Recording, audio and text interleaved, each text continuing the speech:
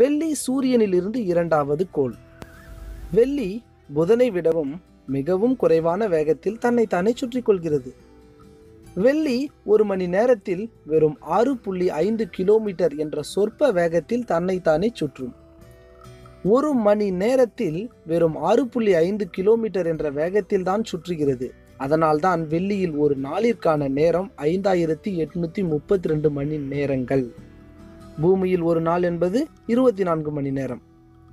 சூரியனை ஒரு முறை சுற்றி வர எவ்வளவு வேகத்தில் செல்கிறது என்றால், வெள்ளியானது சுமார் 35 கிலோமீட்டர் ஒரு செகண்டில், ஒரு மணி நேரத்தில் 1,26,077 கிலோமீட்டர் வேகத்தில் செல்லும்.